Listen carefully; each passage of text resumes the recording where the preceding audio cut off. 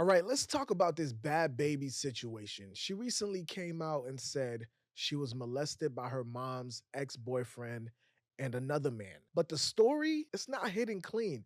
The timeline's fuzzy, the details are vague, and I got real questions. Not just about what happened, but when, why, and why now? In a recent interview with Ari Fletcher, Bad Baby claimed she was molested as a minor. One of the men involved was allegedly her mother's ex boyfriend, and the other was described as a man close to the family.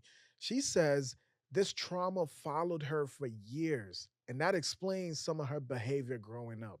Listen to this. I was molested by my mom's ex-boyfriend from 3 to 6, and then I was molested by my from 13 to 16. Hold on. And then I had 30-year-old boyfriends when I was 16, 17, 18. Where's he still out living his life? He's living his life. He was molesting you? Yeah. Okay, but here's where it starts getting blurry. Not to sound insensitive, but wasn't this man her employee?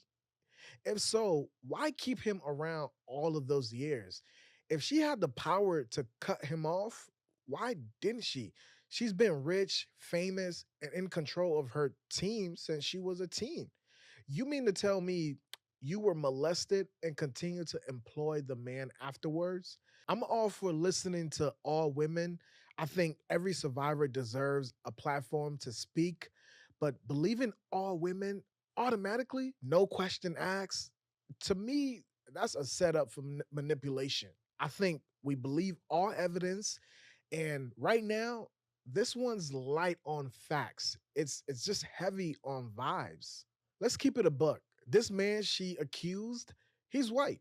And sadly, I'm not surprised. Statistically speaking, white males are responsible for over 75% of these kind of crimes. That doesn't make him guilty by default, but it does track historically. The problem is race can't be the only thing we lean on when the details aren't clear. And let's be real about timing. Bad Baby is a mother now. She's been trying to rebrand, less wild, more mature. So, is this confession part of her healing, or is it part of her pivot? Because if it's healing, cool, I'm all for that. But if it's about marketing, nah, that's not just messy. To me, that's dangerous. You don't get to weaponize real trauma for rollout energy. That's not cool to me. What if she was hurt, but she also kept people close to her who hurt her? What if she didn't speak up back then because she just didn't know how, or didn't want to lose control of her brand? These are real possibilities. I'm not ignorant. But at some point, even survivors got to answer, why now? Why him?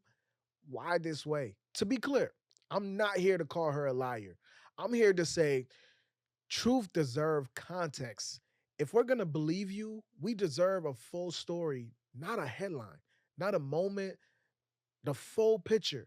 And if we can't ask questions without getting canceled, then we're not doing real work. We just performing. See, Bad Baby's story might be real, but it's fair to question if the timeline doesn't match. The dynamics feel off and the evidence is vague.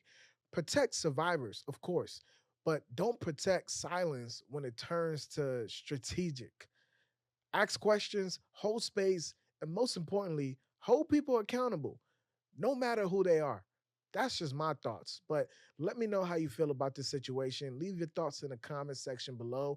I will be there engaging with you all as always. And don't forget to hit that like, comment, and subscribe button. And make sure you click right here somewhere to find out about why Van Lathan disagreed with Kamala Harris, telling the world that, you know, she was right about Trump all along. All right.